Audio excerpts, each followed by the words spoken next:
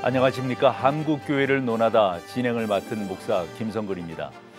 경기도가 지난 3월 17일이었죠. 교회 137곳을 대상으로 주일 예배 밀접 집회 제한 행정명령이라고 하는 내렸습니다. 이를 위반할 경우 집회 전면 금지 조치와 벌금을 부과한다고 하는 내용도 밝혔는데요. 이는 코로나19 바이러스 확산 방지를 위한 어쩔 수 없는 조치라고는 하나 공권력이 교회 예배를 강제적으로 침해한 조치라는 점에서 한국 교계에서는 우려와 유감을 표하는 입장이었습니다. 6만 5천여 한국 교회가 코로나19 감염 확산 방지를 위해 자발적으로 철저한 방역을 위해 많은 노력을 해왔음에도 불구하고 형평성에 비추어 교회에만 지나치게 과도한 조치가 내려진 것은 아닌지 묻지 않을 수가 없습니다. 그래서 오늘 한국교회를 논하다에서는 예배 금지 행정명령뿐만 아니라 구상권 청구에 대한 한국교회 입장과 과제에 대해서 자세한 말씀을 나눠보고자 합니다. 말씀을 나눠주기 위해서 나오신 출연자 여러분들을 소개하겠습니다. 울산대학교 법학과 교수이신 이정훈 교수님 나오셨습니다. 목사님 안녕하세요. 네, 반갑습니다. 안녕하셨어요? 예. 네, 반갑습니다. 이어서 스텝 리더십 연구소의 대표이신 정영호 목사님도 함께해 주셨습니다. 네, 목사님 반갑습니다. 감사합니다. 네.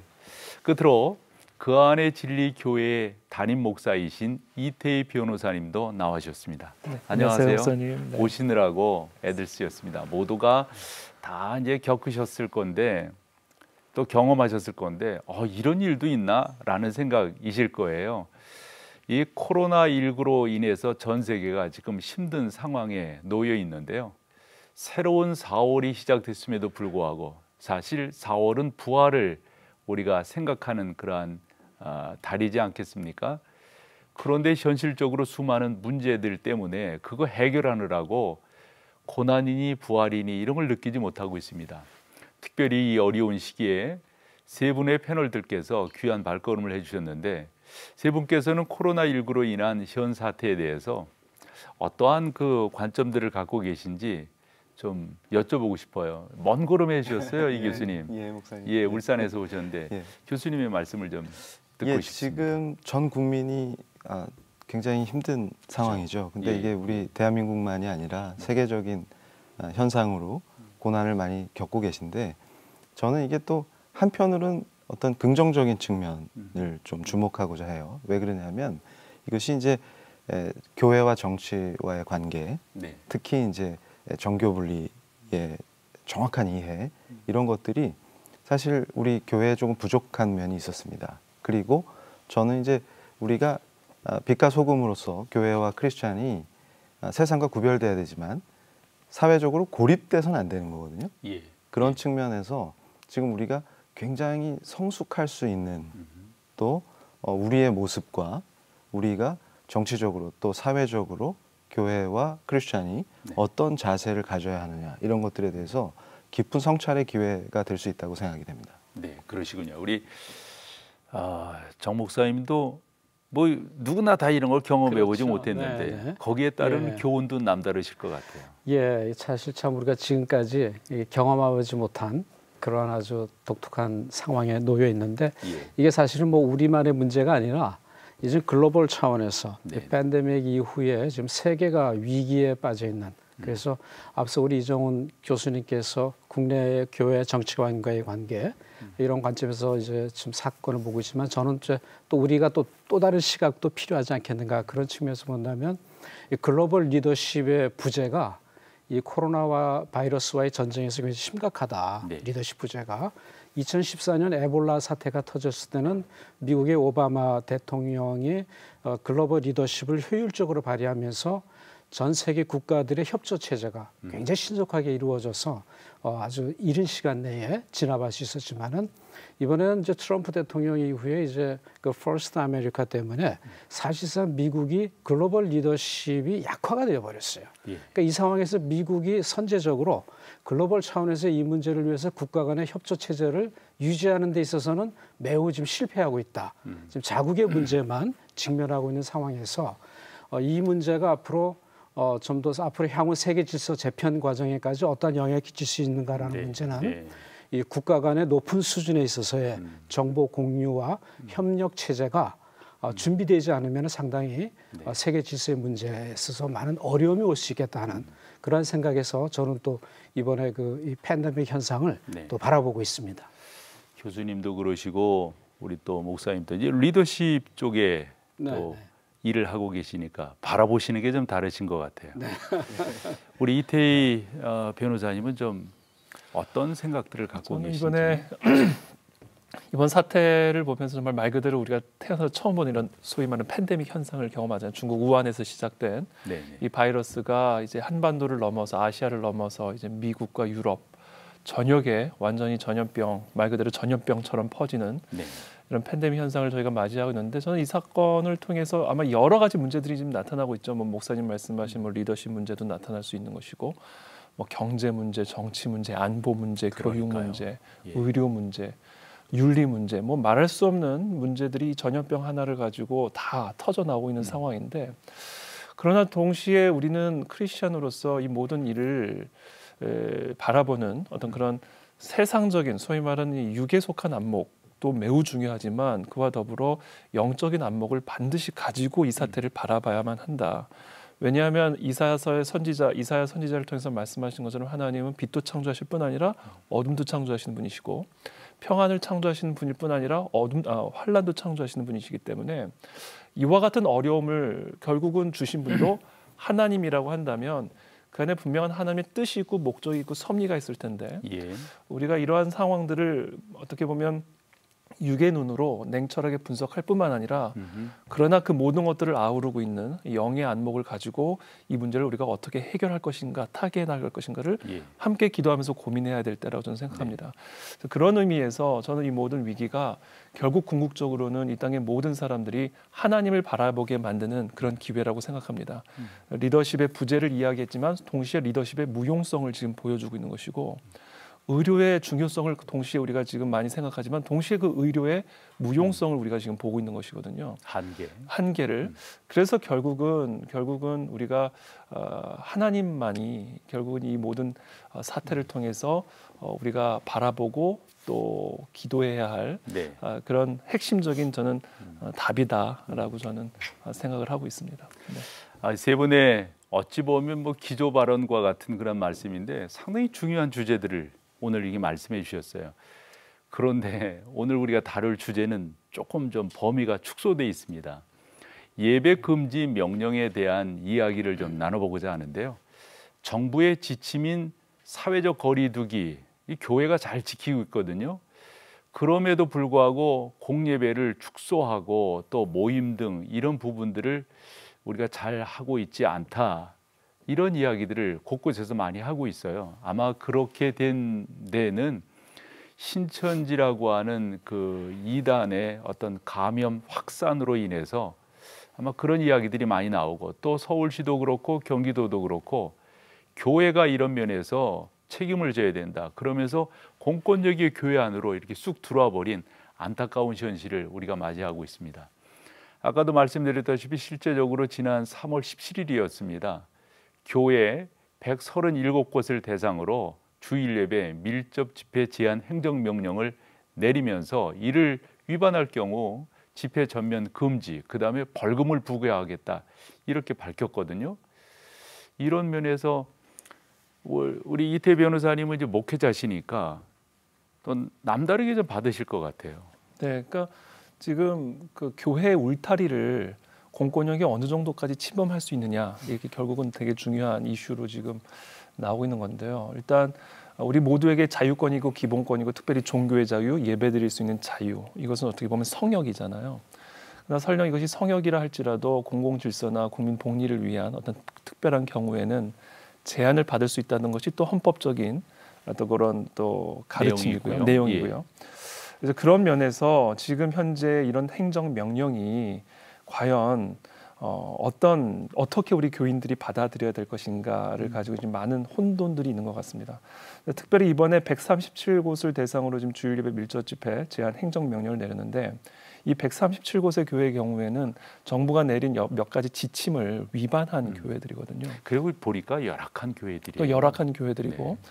그래서 저는 개인적으로 그렇게 생각합니다. 이게 정부가 안전이라고 하는 지금 같은 정말 초유의 사태에서 정말 안전이라는 목적을 가지고 이와 같은 행정 지침을 내리는 부분에 대해서는 하등의 불만도 없고 당연히 이것은 우리가 지키고 준수해야 되는 문제라고 생각합니다.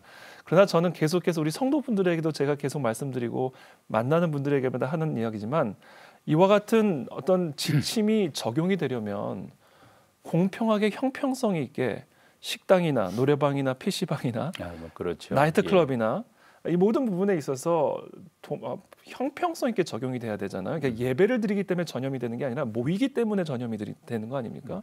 그러면 이 모이는 부분에 대해서는 형평성 있게 이와 같은 행정명령이 내려지고 또 적용이 되어져야 되는데 저는 굳이 제가 느끼기에는 지금은 조금 양상이 좀 바뀌긴 했습니다만 초반에 이 신천지에서 막 이 문제가 터지게 되면서 이 불씨를 자연스럽게 교회에 옮겨 붙이는 듯한 그런 인상을 주었던 게 저는 사실이라고 생각하고요. 그런 과정에서 마치 교회가 이 바이러스를 창궐케 하는 마치 그런 본부인 양 많은 국민들이 인식하게 한 이런 모든 부분에 대해서 매개체라는 말이 있잖아요. 네네. 마치 교회가 그런 부분들을 이렇게 퍼져 나가게 하는 교회 모임이 그런 건 아닌데 말이죠. 그러니까요. 그래서 그런 부분에 있어서 성도들이나 목사님들이 좀 마음에 좀 불편함이 있는 부분이기 때문에 이런 부분에 대해서 한국교회 지도자들과 특별히 오늘 모인 패널들께서 왜 이 부분이 교회가 마땅히 따라야 하는 부분이고 또 왜 이 부분에서는 교회가 경각심을 갖고 경계할 부분인지에 대해서 좀 선명하게 우리 성도분들과 시청자분들에게 좀 설명해드릴 필요가 있다고 생각합니다. 네, 우리 목사님도 좀 말씀이 있으실 것 같아요. 그리고 이제 우리 이 교수님 좀 받아주시죠.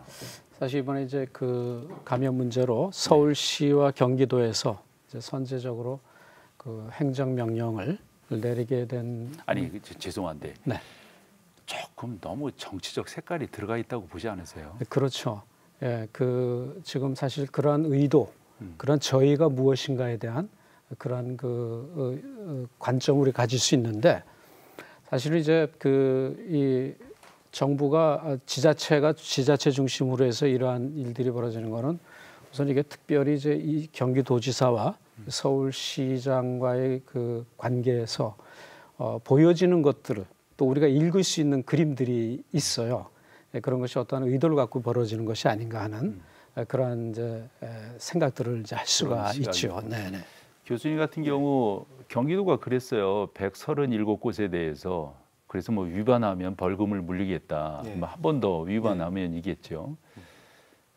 법대 교수로서 어떻게 보세요? 이게 지금 굉장히 심각한 문제입니다. 그러니까 우리가 교회가 이제 현대 정치를 이제 우리가 이 코로나를 통해서 인식하고 있는데요. 그러니까 정치인들은 인기를 가지고 그걸 표로 연결시키고 싶어하죠. 근데 대부분 주민들이나 우리 시민들이 이 전염병 공포나 이런 거에 대해서 상당히 정부의 대응이나 이런 것들이 불만이 만들어지고 네. 그런데 보통 이제 현대 정치가 프레임 전쟁이라고 하는 게 이 프레임을 하나 만들어 가지고 그 분노를 쏟을 곳을 만들어주면 정치적으로 굉장히 이익을 얻게 돼 있어요. 근데 그런 측면에서 교회가 좀 당한 측면이 있습니다. 그런데 저는 이제 여기서 지적하고 싶은 게 중요한 거는 지금도 우리가 현장에서 보면 정부가 예배에 대해서 공예배에 대해서 제한 조치하는 것 자체를 위헌이다. 이런 주장들이 막 나오고 근데 그렇지 않습니다. 법률에 근거해서 어떤 기본권이라도 국가의 안전과 공공복리를 위해서 제한할 수 있어요.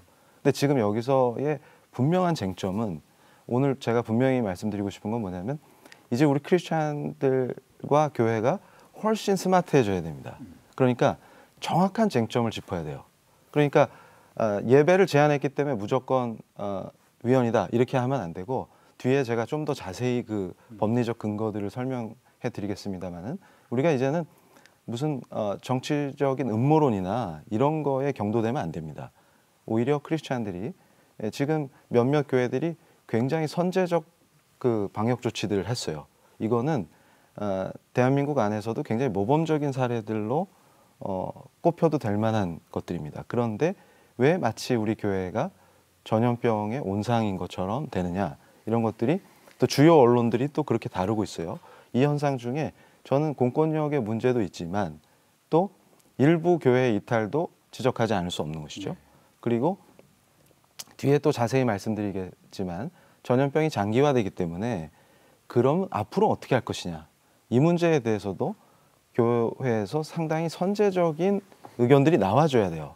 그래서 그것도 오늘 제가 오늘 이 프로를 통해서 좀 제시를 하고 싶은데 그러니까 가령 이게 전염병 기간이 오래됐을 때 언제까지 그럼 공예배를 드리지 못하는 상태에서 지속될 것이냐 그리고 지금 정부가 내놓은 방역 수칙이라는 것의 합리성 2m라고 하는 것이 과연 과학적 근거를 갖고 있느냐 그리고 전염병의 확산과 방지라고 하는 관점에서 전문가적 관점에서 그런 것들이 너무 과도한 수칙이지 않느냐 그리고 왜 이것이 교회에만 집중되느냐 이런 것들에 대해서 면밀한 분석과 대응이 필요하다는 것이죠. 제가 알기로는 1m에서 2m로 제가 수칙이 돼 있는 걸로 알고 있는데 그러니까 이게 중요한 것은 아까도 다른 우리 목사님도 말씀하셨지만 지금 제가 또 강조하고 싶은 것은 정치 현상하고 이게 또 무관하지 않습니다. 이따가 이제 뭐 해외 사례들도 다 소개해드리겠지만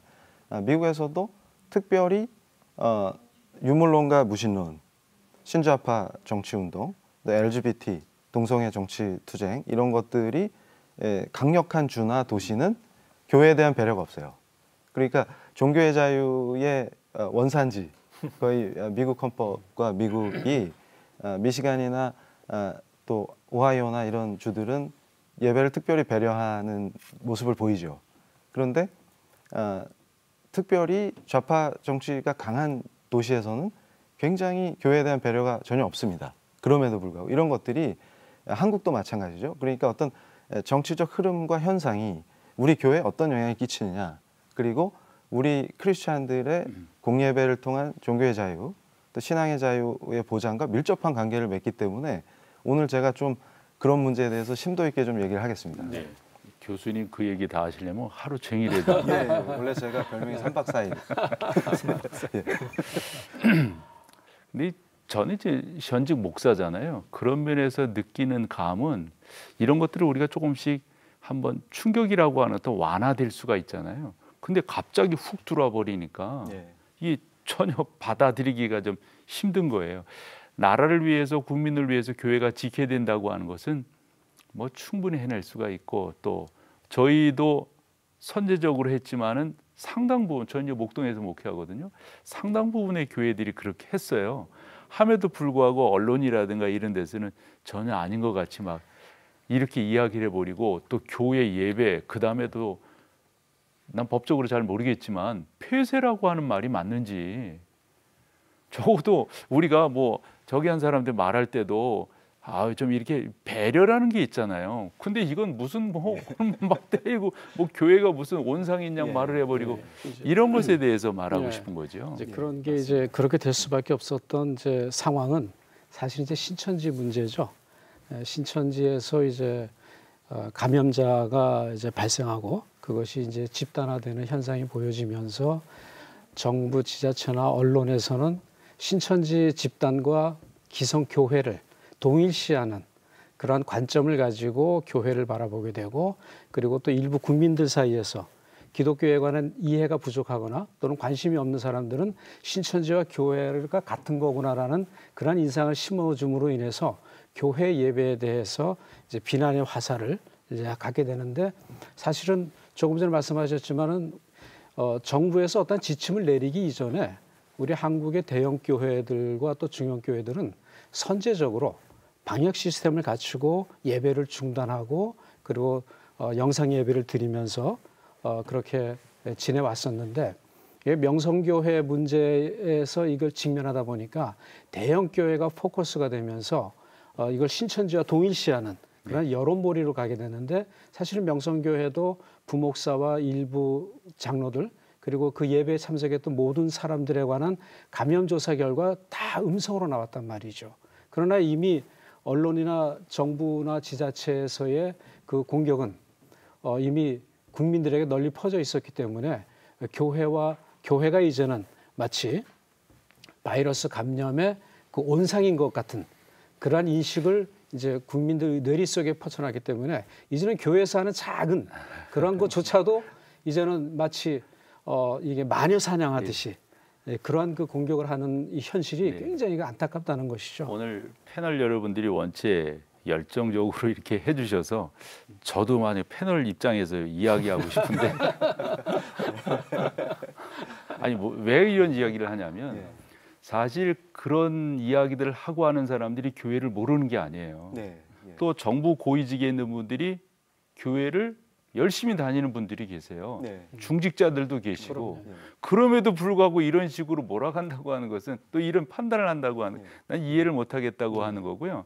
충분히 거기에 무슨 의도가 있구나 저희가 있구나 이런 생각을 교수님 행정명령을 통해서 예배 자체를 금지시키는 것 위헌입니까 아닙니까? 그 대법원의 판례도 있다고 제가 들었는데 제가 그 일부 언론을 통해서 설명을 드렸었는데요. 그러니까 지금 우리가 명확하게 우리 크리스찬들이 이번에 좀 정확히 파악을 하셔야 되는 게 가령 이 기본권이라는 게 절대적 영역이 있습니다. 보장 영역이. 그러니까 이건 못 건드린다 이런 거죠. 그러니까 우리가 신앙 고백을 한다든지 회심해서 개종한다든지 이런 것들은 완벽하게 보장되는 거죠. 절대로 침해할 수가 없는 거죠. 그런데 실행 행위의 구체적인 관점에서 뭐 마스크를 착용하라든지 아니면 소독을 철저히 하라든지 거리를 일정 거리를 두라든지 이런 제한은 충분히 가능합니다. 단지 그래서 그게 기본권을 제한할 때는 법률의 근거를 가져야 되는 것이죠. 그래서 그런데 여기서 제가 위헌성을 지적한 것은 뭐냐면 이 국민의 기본권을 제한할 때는 그 제한되는 국민의 피해가 최소화돼야 돼요. 이걸 비례의 원칙이라고 합니다.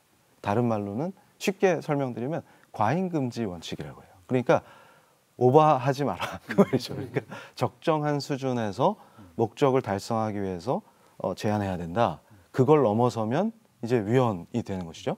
그런데 지금 아까도 우리 목사님들께서 말씀하신 것처럼 저는 지금 지자체에서 했던 조치 중에 가장 주목하는 것이 경찰력을 동원한 겁니다.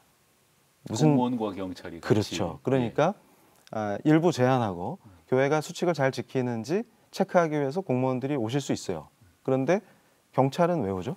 라고 했을 때 이것이 바로 결정적인 위헌성의 증거입니다. 왜냐하면 제가 다른 언론에서도 기고를 통해서 설명을 했지만 경찰관 직무집행법상 경찰관이 현장에 나타나는 경우는 주로 이게 확실한 범죄 집단이라든지 아니면 문제가 생길 거다. 굉장히 이게 위험한 집단이다라든지 이런 게 전제돼야 됩니다.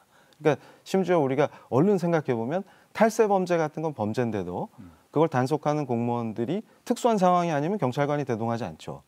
근데 이것은 교회를 완전히 적대적 관점에서 공권력이 대했다라는 것이죠. 그러면 지금 경기도 같은 경우에 제가 상당히 유감스럽게 표현한 것이 교회를 먼저 규제하겠다라는 것을 발표하고 형평성 문제가 터지니까 그러면 다른 다중이용시설, PC방, 술집 등등등 이런 데는 어떻게 되느냐 하니까 교회를 먼저 언급하고 그리고 나서 논란이 일자 후속 조치로 그렇죠. 다른 시설을 언급했어요. 교회 쪽에서 또 그런 있는 분들이 왜 교회만 그러냐 그렇습니다. 라니까 그런 식의 이야기들이 나온 거지. 결국 이 비례성이라는 게 형평이 기초 아니겠습니까? 왜 여기만 집중되느냐? 그런 측면에서 이건 과잉금지 원칙을 위반한 전형적인 위헌적인 공권력 행사다. 그리고 또 제가 주목하는 것은 뭐냐면 교회에서 공예배 드리는 그 실행 행위에 대해서 마스크 쓰라든지 이런 일부 제한은 가능하지만 예배 내용에 간섭하면 이건 정교분리 위반인 동시에 완벽한 위헌입니다. 왜냐하면 법률의 근거가 있다 하더라도 기본권의 본질은 침해할 수 없는 거거든요. 근데 우린 크리스찬은 공예배를 통해서 신앙 고백을 하는데 가령 찬양을 안 하는 게 좋다. 이런 식의 예배 내용에 대한 간섭에 대한 사례가 지금 저한테 많이 제보되고 있어요. 그리고 만약에 공무원이나 경찰이 현장에 교회에 왔을 때 이미 방역 수칙을 지키고 실행하고 있는 그 예배에 대해서 방해가 된다면 이게 심각하게 이게 형법상 158조, 형법 158조에 예배방해죄가 성립될 수도 있는 겁니다. 네. 이런 심각한 위법 부당한 공권력 행사가 현재 이루어졌다. 이렇게 말씀드리겠습니다. 이태 변호사님도 좀 덧붙여 주신다면. 네, 아니 뭐 지금 뭐 제가 하고 싶은 말씀을 두 분 다 너무 잘 말씀해 주셨고요. 네, 저도 계속 그 부분입니다. 그 중립적인 어떤 그런 목적 또는 공공의 안전이나 국민의 안전을 위한 어떤 그런 조치가 결국은 모든 국민들을 위한 것이라면 그것이 왜 교회에게만 집중적으로 적용이 되고 아까 말씀하신 것처럼 과학의 경찰력까지 어떻게 동원이 되는 그렇죠. 그런 감독이 이루어지는 부분에 대해서 많은 그리스도인들과 교회 지도자들이 사실은 마음이 매우 상한 그런 상황이고요.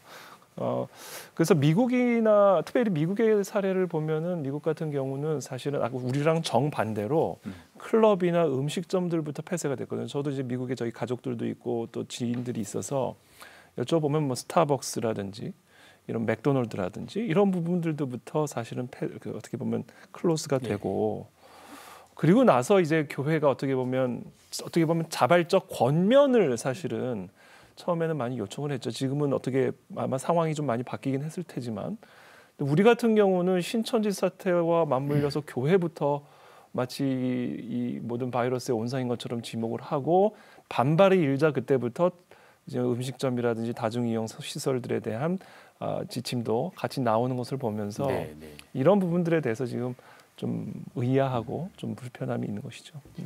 그런 점에서 보면은 사실은 정부가 초기에 대응을 정책적으로 잘 못했다.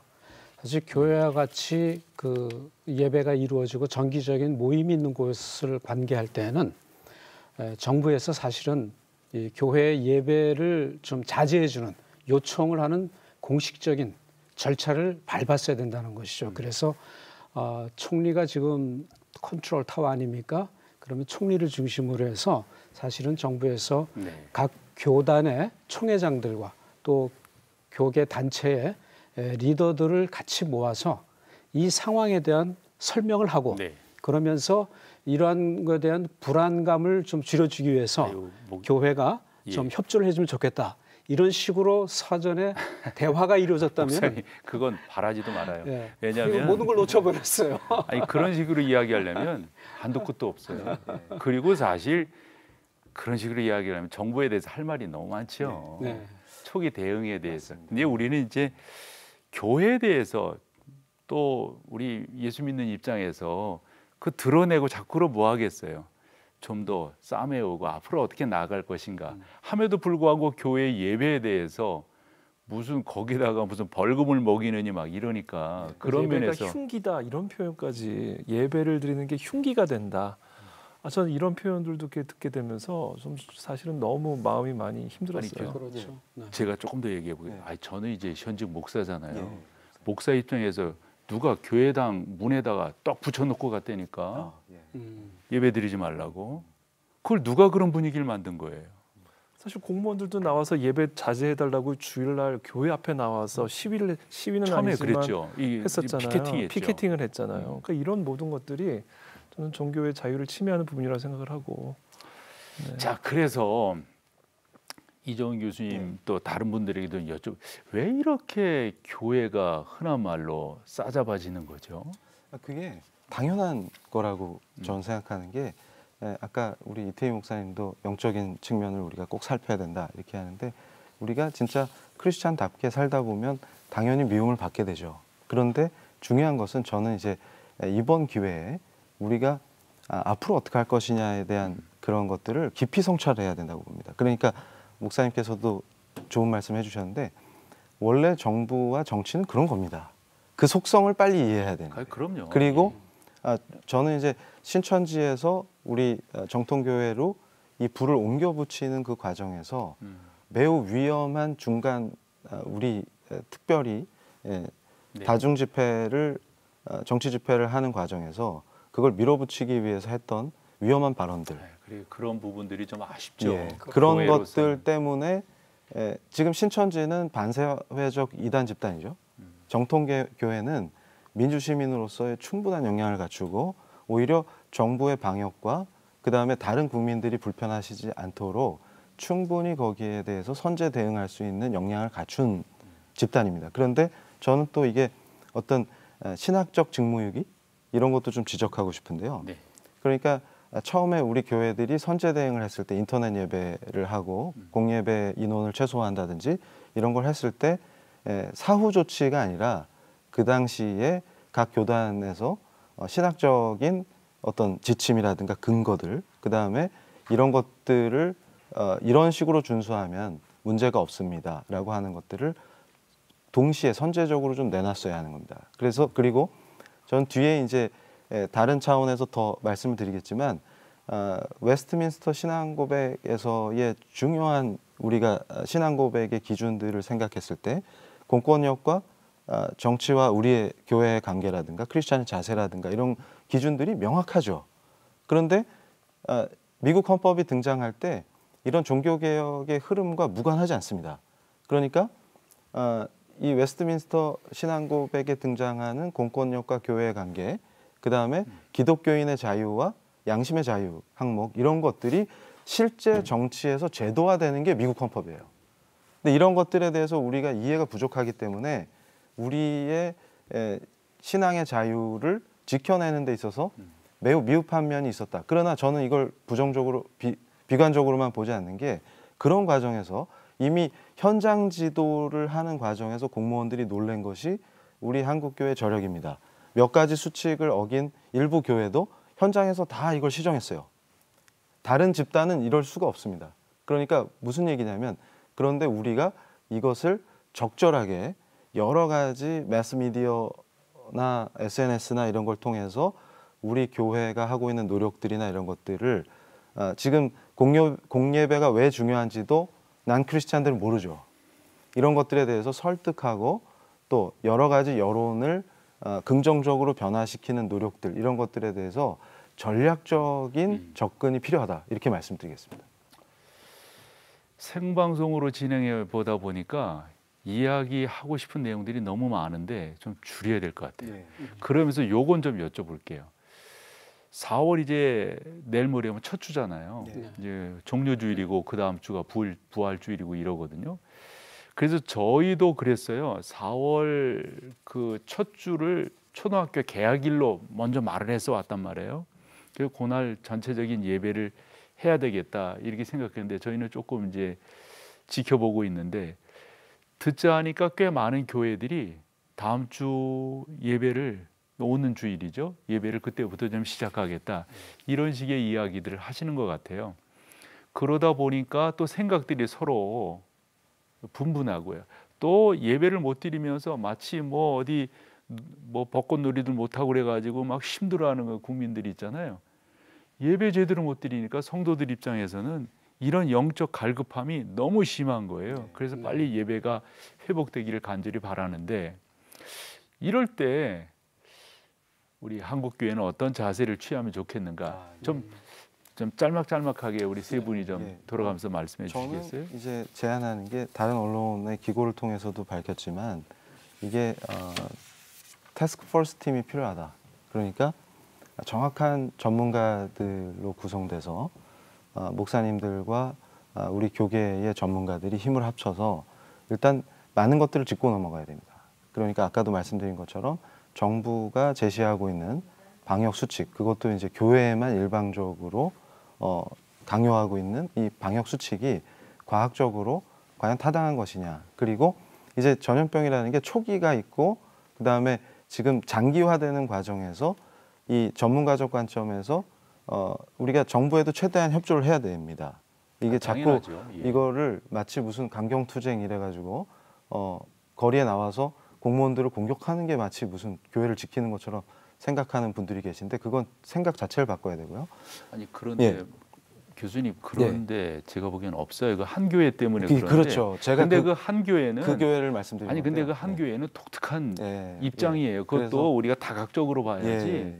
그래서 저는 이제 뭘 제안드리냐면 지금 이것을 초창기 방역 상황, 그다음에 이게 중장기화되고 있지 않습니까? 이때 언제까지 우리가 공예배를 이런 상태로 해야 되느냐라고 했을 때 새로운 수칙들 그리고 그에 걸맞는 우리의 이제 아까 말씀드린 것처럼 성도들의 갈급함을 충족시켜 줄 수 있는 예배 방식 이런 것들이 정부와 협상 속에서 새롭게 세팅돼야 됩니다. 그런데 저는 지금 우리 한국교회에 제안드리고 싶은 것이 정부가 어떤 조치를 했을 때 거기에 대한 반응으로서의 교회의 대응이 아니라 이제는 선제적으로 교계 전문가들이 얼마나 많습니까? 같이 모여서 질병예방본부와 함께 협력하는 과정에서 새롭게 교회에 적용될 수칙들을 우리가 먼저 역제안해서 정부와 협상을 하고 국민들께 합리적으로 설득드리는 과정에서 교회가 그동안 잘한 것도 홍보하는 그런 효과를 나타낼 수 있도록 선제적으로 우리가 이제는 움직여야 된다. 그런 제안을 드리고 싶습니다. 이태 변호사님은 교회에 병행하고 계시다고 그랬죠? 영상과 본 예배를. 아는 분들도 다음 주 회복하고 싶다. 또 그렇게 준비들 해오셨거든요. 이런 분위기에 대해서. 저는 너무 환영할 만한 일이라 생각을 하고요. 다만 지금 아직 완전히 이 코로나 사태가 끝이 난 것은 아니기 때문에 최대한 이런 방역 지침들을 최대한 우리 성도와 교회 안전을 위해서 지켜 나아가면서 그러면서도 기존의 예배를 회복할 수 있는 다양한 방식들을 저희는 고민하면서 또 준비해 나가야 된다고 생각합니다. 근데 한 가지 저는 그런 노력과 덧붙여서 또 그런 노력과는 좀 별개로 사실은 생명을 걸고 이 예배는 사수하는 것이 저는 가장 기본적인 자세가 돼야 된다고 생각합니다.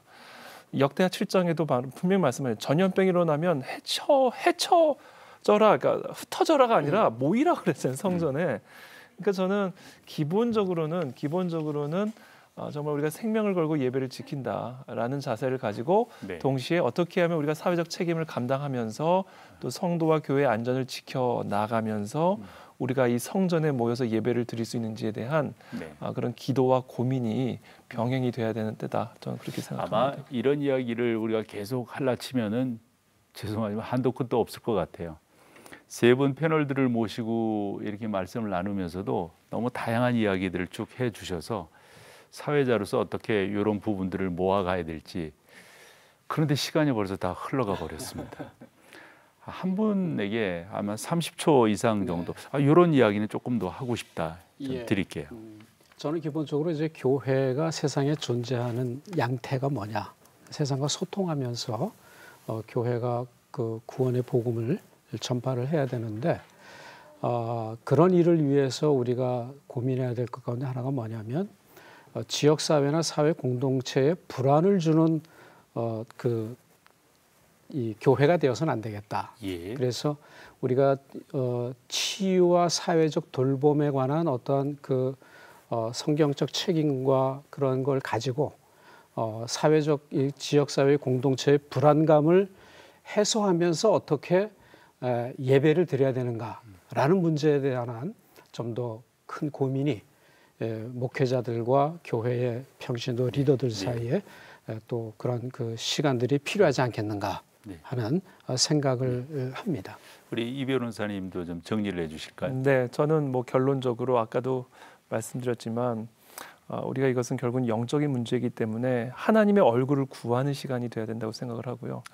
그리고 그 하나님의 얼굴을 구하는 방식에 있어서는 우리가 여러 가지 사회적인 상황이나 또 현재 우리 처한 이런 상황들을 종합적으로 고려하면서 하나님의 인도하심을 받아야지 세상의 어떤 목소리에 또는 세상의 요구에 길들여지는 방식으로 이런 문제를 해결해서는 안 된다. 소위 말하면 세상이 예배 드리지 말라 그러면 예배 드리지 않을 거가 아니잖아요.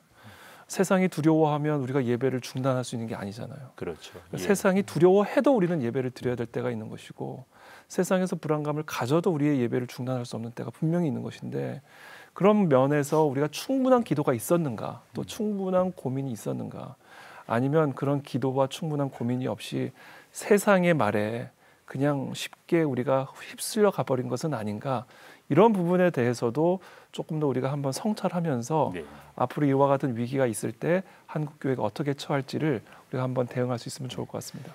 간략하게 우리 교수님. 짧게 시간이 없으니까 저는 지금 많은 우리 한국교회가 갖고 있는 여러 가지 장점과 단점이 이 사태를 통해서 드러났다 이렇게 보고 있습니다. 그래서 이것들에 대해서 우리가 당연히 기도도 많이 해야 되고 당연한 얘기지만 저는 특별히 우리 종교의 자유, 그 본질에 해당하는 공예배와 그 내용에 대한 간섭과 침해를 받았다는 측면에서 이 문제에 대해서 너무나 쉽게 생각하거나 공권력이 이렇게 하면 우리는 무조건 순종한다라고 하는, 이건 신학적으로도 맞지 않죠. 그런 것들에 대해서 체계적인 이해, 그리고 우리가 또 아까 말씀드린 것처럼 세상에서 구별돼야만 합니다. 빛과 소금으로서. 그러나 고립되어서는 안 되기 때문에 대사회적인 메시지를 던지거나 교회가 어떤 공예배를 지켜내는 과정에서도 반드시 우리 설득력 있게 또 합리적으로 접근해야 된다. 그런 말씀을 드리겠습니다. 오스카 쿨만의 그 그리스도와 시간이라고 하는 책에 나온 주장이 생각이 납니다. 언제나 교회와 세상은 병행해야지 같이 갈 수는 없다, 이런 표현이거든요. 우리가 예수 안에서 어떻게 예배를 예배답게 우리는 지키며 나아갈 것인가 하는 내용, 특별히 오늘 주제가 예배 제한 명령에 대해서 한국교회 성도들이 가져야 될 그 역할, 과제, 이런 부분들을 조금 나눠봤거든요.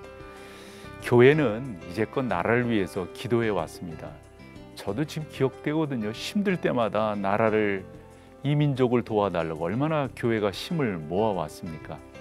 하지만 지금의 상황은 코로나19라고 하는 사건만 통해서 보더라도 교회가 되레 차별되고 있는, 이제까지 교회가 수고하고 애쓴 것은 어디론가 없어져 버린 그런 아쉬움이 적지가 않습니다. 하루빨리 코로나19가 종식되고 공예배가 회복되어서 우리가 마음껏 여호와 하나님을 섬기는 그날을 기대해 봅니다. 우리 하나님께서 이 민족을 치유해 주실 것을 믿습니다. 함께해 주신 여러분 고맙습니다. 다음 시간에 뵙겠습니다. 감사합니다.